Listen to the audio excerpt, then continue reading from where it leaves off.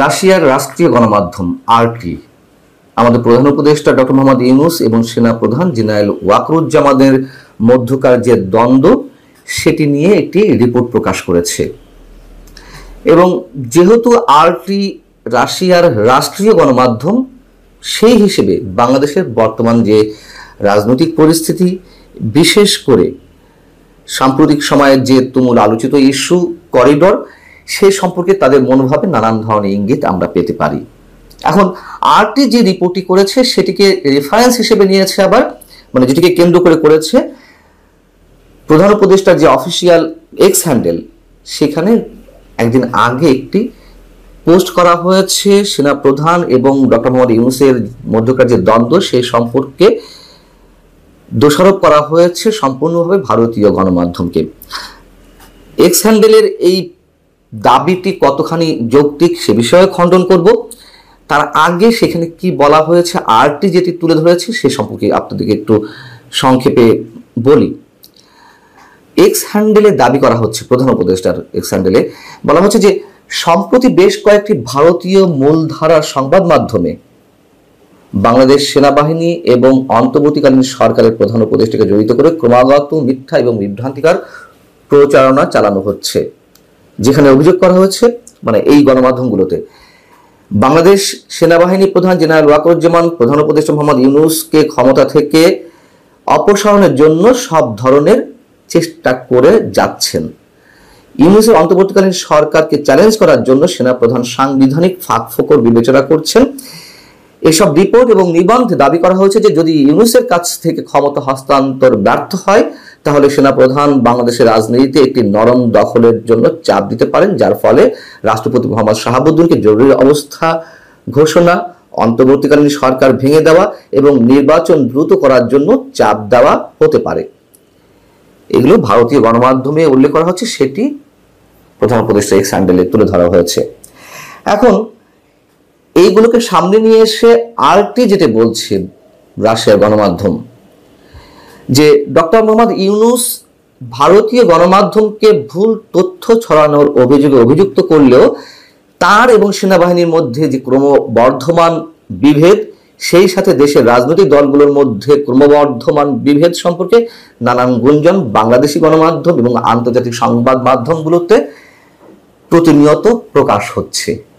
RT কিন্তু তাদের মন্তব্যটি জানিয়ে দিল এবং প্রতিবেদনগুলো ইঙ্গিত দিচ্ছে যে নির্বাচন অনুষ্ঠান করতে বিলম্ব সৃষ্টি হলে অসন্তোষ বাড়বে। ডক্টর ইউনূস বারবার বলছেন যে 2026 সালের জুনের মধ্যে নির্বাচন হবে, কিন্তু সেগুলোতে কেউ আস্থা রাখতে পারছেন না। গত সপ্তাহে অন্তর্বর্তীকালীন প্রশাসনের মধ্যে তীব্র উত্তেজনা সৃষ্টি হয়।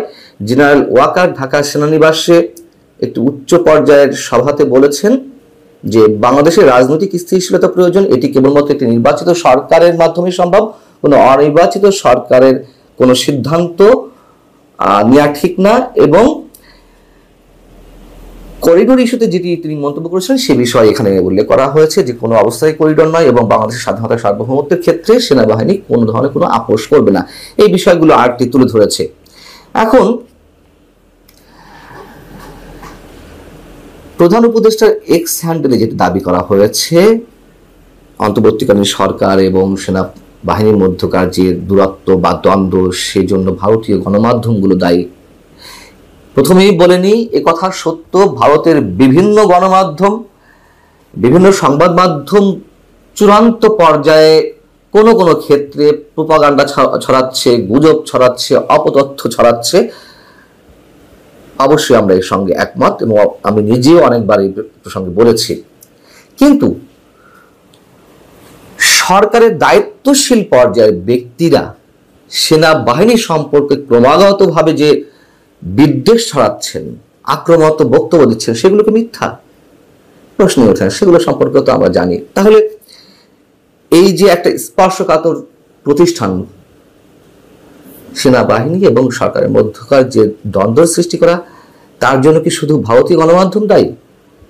আপনারা সব জানেন, আমি শুধু একটু মনে করিয়ে দিই। আসিফ মাহমুদ সজীব ভুঁইয়া গত কয়েকদিন আগে একটি বাংলাদেশের টেলিভিশন চ্যানেলে সাক্ষাৎকারে বললেন যে সেনাপ্রধান তিনি অন্তর্বর্তীকালীন সরকার প্রধান হিসেবে ডক্টর মোহাম্মদ ইউনূসকে কিছুতেই মেনে নিতে পারছিলেন না। তার নামে একাধিক মামলা রয়েছে, কিভাবে মামলার অভিযুক্ত একজন ব্যক্তি বাংলাদেশের সরকার প্রধান হন, সেসব কথা তিনি বলেছেন নাকি, এটি আসিফ মোহাম্মদ সজীব ভাইয়া বলেছেন।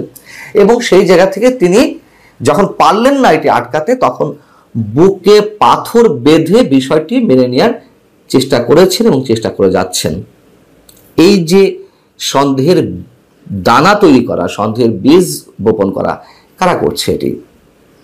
তারপর সেনাপ্রধান সম্পর্কে তো জাতীয় নাগরিক কমিটির নেতারা হাসনাত আব্দুল্লাহ থেকে শুরু করে সার্জিস আলমরা যেই হুঙ্কার হুঁশিয়ারি দিয়ে আসছে, সেগুলো আমরা জানি, নতুন করে বলার কোনো প্রয়োজন নেই।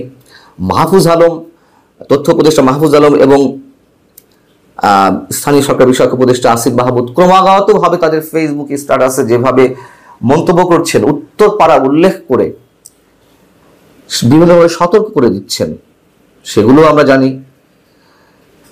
যেদিন সেনাপ্রধান বক্তব্য দিলেন 21শে মে অফিসার্স অ্যাড্রেসে, সেই বিষয়েও সরকারের প্রধান উপদেষ্টা বিশেষ সহকারী ফয়েজ আহমেদ তৈয়ব তিনিও সেনাবাহিনীকে রাজনীতিতে নাক গলাতে আহ্বান জানালেন, এক ধরনের সতর্কতা জারি করলেন।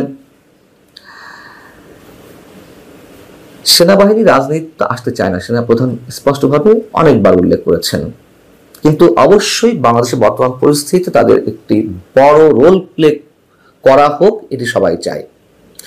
যাই হোক, নাসিরউদ্দিন পাটোয়ারী জাতীয় নাগরিক কমিটির অন্যতম নেতা, সম্ভবত সিনিয়র যুগ্ম আহ্বায়ক, তিনি তো গত বুধবারও একটি অনুষ্ঠানে বললেন, কি বললেন? ভয়ঙ্কর অবমাননা সূচক বক্তব্য।